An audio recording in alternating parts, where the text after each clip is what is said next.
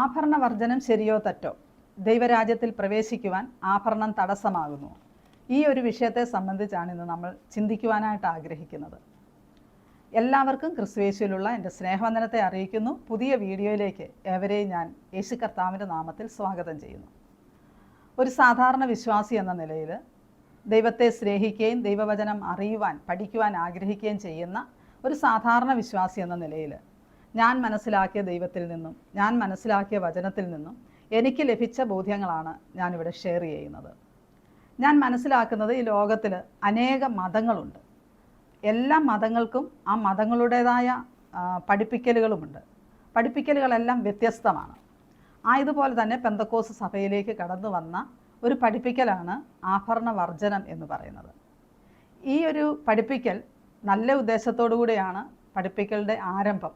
ഇതൊരു ശക്തമായ ഒരു ഉപദേശമായി തീർന്നതോടുകൂടെ ഉപദേശമായി അംഗീകരിച്ചതുകൊണ്ട് അനേകർക്ക് പെന്തക്കോസ്ത് സഭയിലേക്ക് വരാനുള്ള വാതിൽ മാത്രമല്ല, രക്ഷയുടെ വാതിൽ, ദൈവരാജ്യത്തിലേക്കുള്ള വാതിലൂടെ അടയപ്പെടുവാൻ കാരണമായി തീർന്നു. കാരണം അനേകർക്ക് ഈ ഒരു കർത്താവിങ്കിലേക്ക് വരാൻ തടസ്സമായി നിന്നത് ഈ ഒരു ഉപദേശമാണ്. നമ്മുടെ ചുറ്റുമുള്ള അനേകർക്ക് വിടുതൽ ആവശ്യമായിരുന്നു. അനേകർ നമ്മളോട് തന്നെ പറഞ്ഞിട്ടുണ്ട്, ഞങ്ങൾക്ക് വേണ്ടി പ്രാർത്ഥിക്കണമേ എന്ന്. കാരണം അവർക്കറിയാമായിരുന്നു നമ്മളുടെ ഇടയിൽ ഒരു ദൈവപ്രവൃത്തി ഉണ്ട്, നമ്മുടെ പ്രാർത്ഥനകളിൽ ദൈവിക വിടുതലുകൾ സംഭവിക്കുന്നു എന്നൊക്കെ അവർക്കറിയാം. ഈ ഒരു ഉപദേശമല്ലാതെ മറ്റെല്ലാ പെന്തക്കോസ്തുകാരുടെ ഉപദേശങ്ങളും അവർ അംഗീകരിച്ചിരുന്നു. ആർക്കും ഒരു ദോഷം പെന്തക്കോസ്തുകാരുടെ ഭാഗത്തു നിന്നില്ല. പക്ഷെങ്കിൽ ഇങ്ങനെ ഒരു ഉപദേശമാണ് പലരെയും ഇതിലേക്ക് വരാൻ തടസ്സമാക്കി തീർത്തത്. അഥവാ ഒരു ആഭരണമിട്ട ഒരു വ്യക്തി നമ്മുടെ സഭയിലേക്ക് കടന്നു വന്നാൽ നമ്മുടെ സഭ അവരെ അംഗീകരിച്ചിരുന്നില്ല. അംഗീകരിക്കാത്ത ഒരു ഇടത്ത് നിലനിൽക്കുക എന്നുള്ളത് വളരെ ബുദ്ധിമുട്ടുള്ള ഒരു കാര്യം കൂടെയാണ്. ദൈവവചനം പറയുന്നത് ദൈവവചനത്തോട് കൂട്ടുകയോ കുറയ്ക്കുകയോ ചെയ്യരുത് എന്നുള്ളതാണ്. നമ്മൾ പാപികളായിരുന്നപ്പോഴാണ് കർത്താവ് നമ്മളെ സ്നേഹിച്ചതും നമ്മളെ വീണ്ടെടുത്തതും. നമ്മൾ പെർഫെക്റ്റ് ആയിട്ടല്ല. അപ്പോൾ ഇതൊരു ഉപദേശമായതുകൊണ്ട് അനേകർക്ക് വേണ്ടിയിട്ടുള്ള രക്ഷയുടെ വാതിൽ, ഞാൻ പെന്തക്കോസ്തിൻ്റെ വാതിൽ എന്ന് പറയുന്നില്ല, സ്വർഗരാജ്യത്തിൻ്റെ വാതിൽ തന്നെ അടയ്ക്കുന്ന ഒരു ഉപദേശമായി തീർന്നു എന്നാണ് വ്യക്തിപരമാകുന്ന എൻ്റെ ഒരു അഭിപ്രായം.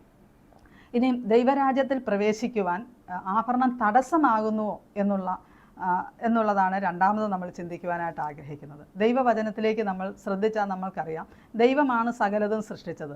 വില കൂടിയതും വില കുറഞ്ഞതുമായ വസ്തുക്കൾ സകലത്തെയും ദൈവം ഭൂമിയിൽ മനുഷ്യർക്ക് വേണ്ടി സൃഷ്ടിക്കുമ്പോൾ നല്ലതെന്ന് ദൈവം കണ്ടു. മനുഷ്യർക്ക് പ്രയോജനമാകുന്ന കാര്യങ്ങളാണ് ദൈവം ഈ ഭൂമിയിൽ സൃഷ്ടിച്ചത്. മനുഷ്യന് ഉപയോഗിക്കുവാനും മനുഷ്യൻ ആസ്വദിക്കുവാനും കഴിയുന്ന കാര്യങ്ങളാണ് ദൈവം മനുഷ്യർക്ക് വേണ്ടി നൽകി തന്നിരിക്കുന്നത്. സകലവും ദൈവം സൃഷ്ടിച്ചു. സകലവും മനുഷ്യർക്ക് വേണ്ടി, മനുഷ്യൻ അതിന്മേൽ വാഴുവാൻ വേണ്ടി അവനെ സൃഷ്ടിച്ചു എന്നൊക്കെ ദൈവവചനത്തിൽ നമ്മൾക്ക് കാണുവാൻ കഴിയുന്നുണ്ട്. പ്രയോജനമില്ലാത്ത ഒരു വസ്തുവും ഉപയോഗശൂന്യമായ ഒരു വസ്തുവും ഈ ഭൂമിയിൽ ദൈവം സൃഷ്ടിച്ചു എന്ന് ഞാൻ വിശ്വസിക്കുന്നില്ല. സകലതും ദൈവം നന്മയ്ക്കായിട്ട് നൽകി തന്നു. അതുമാത്രമല്ല, ഇങ്ങനെയുള്ള ലോഹങ്ങൾ ദൈവം നൽകി തന്നപ്പോൾ ഈ ലോഹം എങ്ങനെ നമ്മൾക്ക് ഉപയോഗപ്രദമാക്കാം എന്നുള്ള ജ്ഞാനം കൂടെ ദൈവം മനുഷ്യർക്ക് കൊടുത്തതായിട്ട് നമുക്ക് ബൈബിളിൽ കാണുവാൻ കഴിയുന്നുണ്ട്. ചെമ്പ് കൊണ്ടും ഇരുമ്പ് കൊണ്ടുമുള്ള ആയുധങ്ങൾ ഉണ്ടാക്കാൻ മനുഷ്യന് ദൈവം ജ്ഞാനത്തെക്കുറിച്ച് കൊടുത്തു. വാദ്യോപകരണങ്ങൾ എങ്ങനെ ഉണ്ടാക്കണമെന്ന് ഉള്ള ജ്ഞാനം ദൈവം മനുഷ്യർക്ക് കൊടുത്തു. ആലയം പണിയുവാനുള്ള ജ്ഞാനം, പുരോഹിത വസ്ത്രങ്ങൾ ഉണ്ടാക്കുവാനുള്ള ഇതെല്ലാം ദൈവം മനുഷ്യന് ജ്ഞാനവും കൊടുത്തതായിട്ട് നമ്മൾക്ക് കാണുവാൻ കഴിയും. അപ്പോൾ ദൈവം നൽകി തന്ന വസ്തുക്കളെ നമ്മൾ ഉപയോഗിക്കേണ്ട ജ്ഞാനം കൂടെ ദൈവം നൽകി തന്നു. എന്നാൽ അതിൻ്റെ കൂടെ ദൈവം മറ്റൊരു കൽപ്പന തന്നിട്ടുണ്ടായിരുന്നു. ഇതിനെ നിങ്ങൾ ദൈവമാക്കരുത്. നിങ്ങൾക്ക് ലഭിച്ചിരിക്കുന്ന ഈ വസ്തുവകകളെല്ലാം നിങ്ങൾക്ക് ഉപയോഗിക്കാം, എന്നാൽ നിങ്ങൾ ഒന്നിൻ്റെയും രൂപം കൊത്തി ഒരു വിഗ്രഹത്തെയും ഉണ്ടാക്കരുത്, വിഗ്രഹത്തെ ആരാധിക്കരുത്. ഇതെല്ലാം തന്ന ദൈവത്തെ മാത്രമേ നിങ്ങൾ ആരാധിക്കാവൂ എന്നുള്ളൊരു കൽപ്പന ദൈവം, അതാണ് ആദ്യത്തെ കൽപ്പന. അങ്ങനെ ഒരു കൽപ്പനയാണ് ദൈവം നൽകി തന്നിരിക്കുന്നത്. അപ്പം സകലതും ഉപയോഗിക്കാം, ഈ കൽപ്പന ലംഘിക്കാൻ പാടില്ല. ഒന്നിൻ്റെയും രൂപം, കല്ലുകൊണ്ടോ മരം കൊണ്ടോ ഒന്നുകൊണ്ടും നമ്മളൊരു രൂപം ഉണ്ടാക്കരുത് എന്നുള്ളതാണ് ദൈവത്തിൻ്റെ കൽപ്പന എന്നുള്ളത്. ഈ ലോഹങ്ങളെക്കുറിച്ചായാലും ഏത് വസ്തുക്കളെക്കുറിച്ചായാലും ഇതാണ് ദൈവത്തിൻ്റെ കൽപ്പന. അപ്പോൾ ബാക്കി നമ്മൾക്ക് ഉപയോഗിക്കാം എന്ന് തന്നെയാണ് ഞാൻ മനസ്സിലാക്കുന്നത്. സകല വസ്തുക്കളും ഉപയോഗിക്കാം എന്ന് പറയുമ്പോൾ തട്ടാമുട്ടി ചോദ്യം ചോദിക്കുന്നവരുടെ മനസ്സിൽ പെട്ടെന്നൊരു ചോദ്യം വരും, അങ്ങനെയാണെങ്കിൽ ലഹരി വസ്തുക്കൾ, കഞ്ചാവ് പോലെയുള്ള ചെടികളും ദൈവം ഈ ഭൂമിയിൽ തന്നല്ലോ, അത് നമ്മൾക്ക് ഉപയോഗിക്കുവാനുള്ളതല്ലേ? തീർച്ചയായിട്ടും ഞാൻ പറഞ്ഞല്ലോ, ഉപയോഗശൂന്യമായ ഒന്നും ദൈവം സൃഷ്ടിച്ചിട്ടില്ല. അതും ദൈവം മനുഷ്യന് ഉപയോഗിക്കുവാനായിട്ടാണ് തന്നത്. മാനസിക രോഗികളായിരിക്കുന്നവർക്ക് ഇങ്ങനെയുള്ള ലഹരി വസ്തുക്കൾ കണ്ടൻറ്റഡ് ആയിട്ടുള്ള മെഡിസിൻസാണ് അവർക്ക് കൊടുക്കുന്നത്.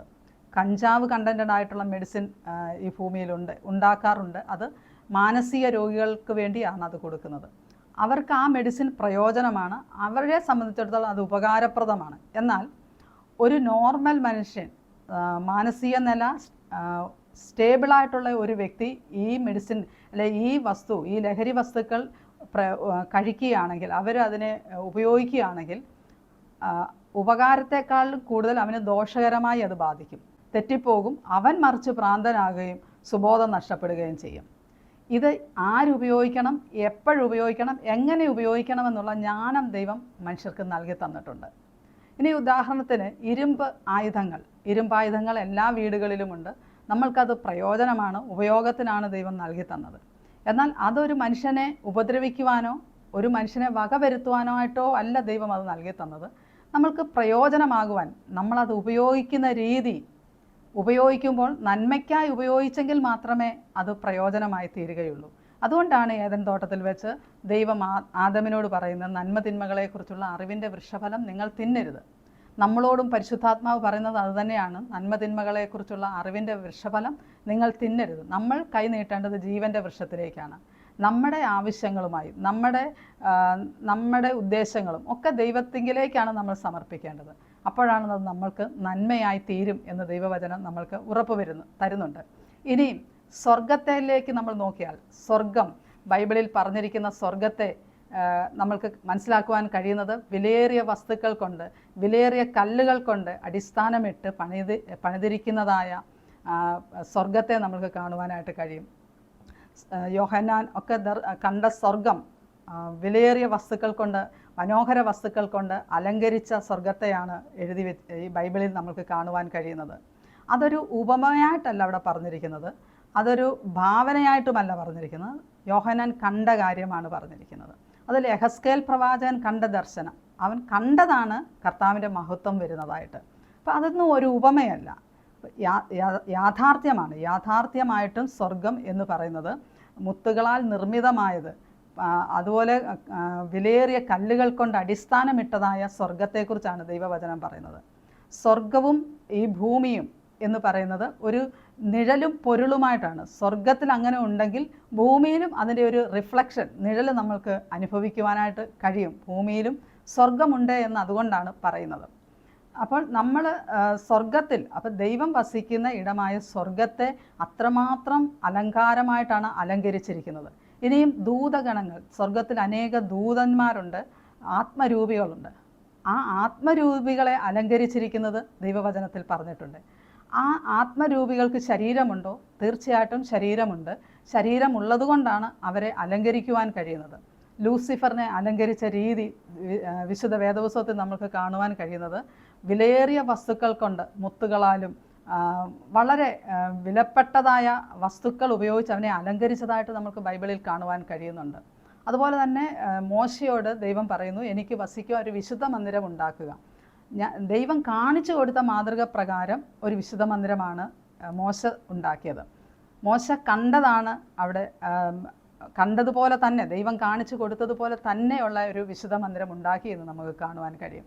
അപ്പോൾ ആ വിശുദ്ധ മന്ദിരം ഉണ്ടാക്കിയ കാര്യങ്ങളെ ബൈബിളിൽ പറഞ്ഞിരിക്കുന്നത് വളരെ വിലയേറിയ വസ്തുക്കൾ കൊണ്ട്, പൊന്നുകൊണ്ട് പൊതിഞ്ഞ ആ സമാഗമന കൂടാരത്തെക്കുറിച്ചൊക്കെ നമുക്ക് ബൈബിളിൽ കാണുവാൻ കഴിയും. അപ്പം അത് മോശയുടെ ഭാവനയിൽ നിന്നുണ്ടാക്കിയതല്ല, ഒരു ഉപമ പറഞ്ഞിട്ട് ഉണ്ടാക്കിയതല്ല, മോശ കണ്ട കാര്യമാണ് അവിടെ ചെയ്തത്. അപ്പോൾ ആത്മമണ്ഡലത്തിൽ, ദൈവത്തിൻ്റെ രാജ്യത്തിൽ, സ്വർഗത്തിൽ ഇങ്ങനെയുള്ള കാര്യങ്ങൾക്ക് കുറവില്ല. ആത്മരൂപികളെ ദൈവം വളരെ മനോഹരമായി അലങ്കരിച്ചിട്ടുണ്ട്. അങ്ങനെയാണെങ്കിൽ ദൈവത്തിൻ്റെ സാദൃശ്യത്തിലും സ്വരൂപത്തിലും സൃഷ്ടിക്കപ്പെട്ട നമ്മളെ ദൈവം അലങ്കരിക്കാതിരിക്കുമോ? തീർച്ചയായിട്ടും നമ്മളെയും ദൈവം അലങ്കരിച്ചിട്ടുണ്ട്. നമ്മൾ ഈ ഫിസിക്കൽ ബോഡിയിലല്ല അതൊന്നും ധരിച്ചിരിക്കുന്നത്. നമ്മുടെ ആത്മാവിൽ, ആത്മശരീരത്തിൽ നമ്മളെ ദൈവം അലങ്കരിച്ചിട്ടുണ്ട് എന്ന് ദൈവവചനം പറയുന്നു. ദൈവത്തിൻ്റെ വചനം പറയുന്നത് നീതി എന്ന അങ്കി നമ്മളെ ഇടിയിച്ചിട്ടുണ്ടെന്ന് പറയുന്നു. വിശുദ്ധിയുടെ വസ്ത്രം നമ്മളെ ഇടിയിപ്പിച്ചിട്ടുണ്ട്. അതുപോലെ യോശുവയെ ഉത്സവ വസ്ത്രം അണിയിപ്പിച്ചതായിട്ട് പറഞ്ഞു. അത് എവിടെയാണ് അണിയിപ്പിച്ചത്? ആത്മാവിൽ, നമ്മുടെ ആത്മശരീരത്തിൽ അങ്ങനെയുള്ള വസ്ത്രങ്ങളും ആഭരണങ്ങളും നമ്മളെ ധരിപ്പിച്ചിട്ടുണ്ട്.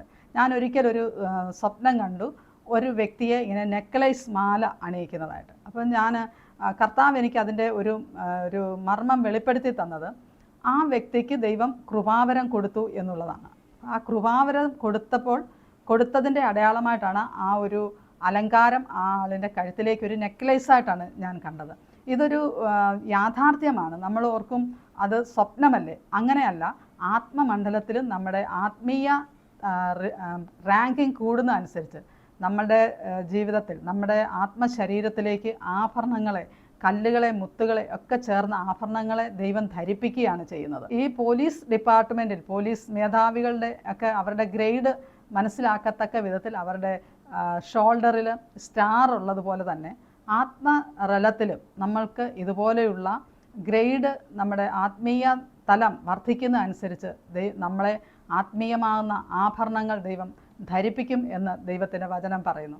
അതുമാത്രമല്ല, ദൈവം നമ്മളെ രാജകീയ പുരോഹിത വർഗമായിട്ടാണ് തിരഞ്ഞെടുത്തിരിക്കുന്നത്. ഒരു വ്യക്തിയിൽ തന്നെ 3 പൊസിഷനാണ് രാജകീയ പുരോഹിത വർഗം. രാജകീയ വസ്ത്രമാണ് രാജാവിനെ ധരിപ്പിക്കുന്നത്, പുരോഹിതനെ പുരോഹിത വസ്ത്രമാണ് ധരിപ്പിക്കുന്നത്.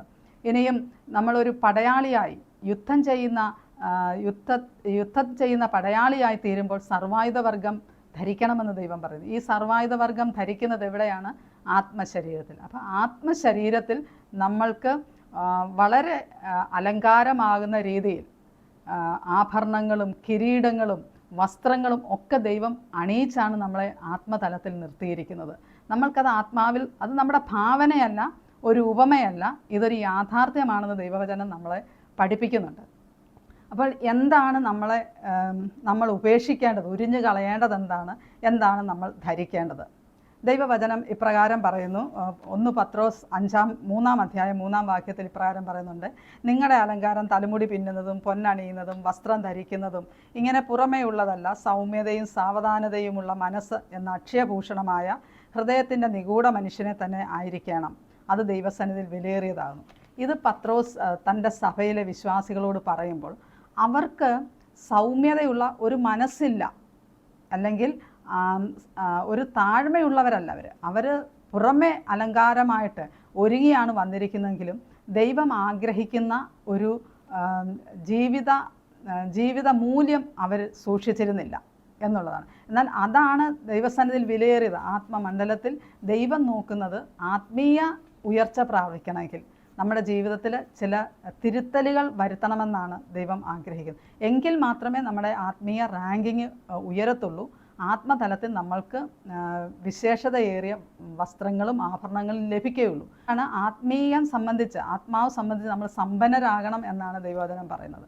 ഇവിടെയുള്ളത് താൽക്കാലികമായി നശിച്ചു പോകുന്നതാണ്. നമ്മൾക്ക് ഉപയോഗത്താൽ നശിച്ചു പോകുന്ന സാധനങ്ങൾ മാത്രമാണ്. ഇത് നമ്മൾക്ക് ആത്മലോകത്തിലേക്ക് കൊണ്ടുപോകാനായിട്ട് കഴിയത്തില്ല. ഉപയോഗിക്കരുത് എന്നല്ല, ഇത് ഉപയോഗിച്ചില്ലെങ്കിൽ ഇത് നശിച്ചു പോകുന്ന ഒരു സാധനമാണ്. പക്ഷേ ആത്മമണ്ഡലത്തിലും കൂടെ നമ്മൾ നിക്ഷേപങ്ങളെ ഉണ്ടാക്കുന്നവരായി തീരണം എന്നുള്ളതാണ്. അപ്പം നമ്മൾ എന്താണ് ഉപേക്ഷിക്കേണ്ടത്, എന്താണ് ഉരിഞ്ഞു കളയേണ്ടത്?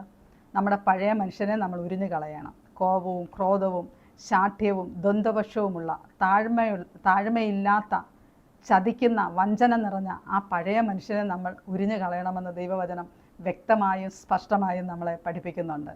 പുതിയ മനുഷ്യനെ ധരിക്കുക, താഴ്മ ധരിക്കുക. നമ്മൾ ധരിക്കേണ്ടത് എന്താണ്? താഴ്മ ധരിക്കുക, ക്രിസ്തുവിനെ ധരിക്കുക. ക്രിസ്തുവിനെ ധരിച്ചെങ്കിൽ മാത്രമേ ധരിക്കണമെന്നാണ് ദൈവവചനം നമ്മളെ പഠിപ്പിക്കുന്നത്. റോമാലേഖനത്തിൽ പറയുന്നത് ക്രിസ്തുവിനോട് അനുരൂപപ്പെടുന്നവരായി തീരണം. അതിനാണ് ദൈവം ഓരോ ദിവസവും നമ്മൾക്ക് ഒരവസരമായി തരികയാണ്.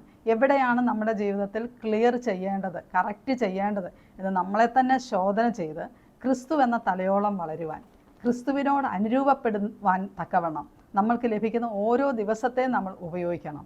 ആഭരണം ദൈവത്തോട് അടുപ്പിക്കുന്നുമില്ല, ആഭരണം ദൈവത്തിൽ നിന്ന് നമ്മളെ അകറ്റുന്നുമില്ല. ദൈവരാജ്യത്തിൽ ആഭരണം ഒരു തടസ്സവുമല്ല, ദൈവരാജ്യം ആഭരണത്തെ വെറുക്കുന്നുമില്ല എന്നാണ് എനിക്ക് ദൈവവചനത്തിൽ നിന്ന് മനസ്സിലാക്കുവാനായിട്ട് കഴിഞ്ഞത്. കൊലോസ്യ ലേഖനം 2-ാം അധ്യായം 21 മുതൽ 23 വരെയുള്ള വാക്യങ്ങൾ ഇപ്രകാരം പറയുന്നു: മാനുഷ്യ കൽപ്പനകൾക്കും ഉപദേശങ്ങൾക്കും അനുസരണമായി പിടിക്കരുത്, രുചിക്കരുത്, തൊടരുത് എന്നുള്ള ചട്ടങ്ങൾക്ക് കീഴ്പ്പെടുന്നതെന്ത്? ഇതെല്ലാം ഉപയോഗത്താൽ നശിച്ചു പോകുന്നതത്രേ. അതൊക്കെയും സ്വേച്ഛാരാധനയിലും താഴ്മയിലും ശരീരത്തിൻ്റെ ഉപേക്ഷയിലും രസിക്കുന്നവർക്ക് ജ്ഞാനത്തിൻ്റെ പേര് മാത്രമേ ഉള്ളൂ. അപ്പം നമ്മൾ എന്തെങ്കിലും ഉപേക്ഷിച്ചു, ആഭരണം ഉപേക്ഷിച്ചു, അതുകൊണ്ട് അതൊരു സ്വേച്ഛാരാധനയിലും അത് നമ്മുടെ ശരീരത്തിൻ്റെ താഴ്മയിലും നമ്മൾക്ക് രസിക്കാനേ കഴിയത്തുള്ളൂ.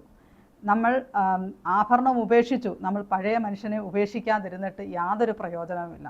അതുകൊണ്ട് ദൈവം ആഗ്രഹിക്കുന്നത് നമ്മുടെ പഴയ മനുഷ്യനെ, ആ ജഡമനുഷ്യനെ ഉപേക്ഷിച്ച് കളയുക, നമ്മൾ ക്രിസ്തുവിനെ ധരിക്കുക എന്നുള്ളതാണ്. ദൈവം എല്ലാവരെയും സഹായിക്കട്ടെ. God bless you. ആമേൻ.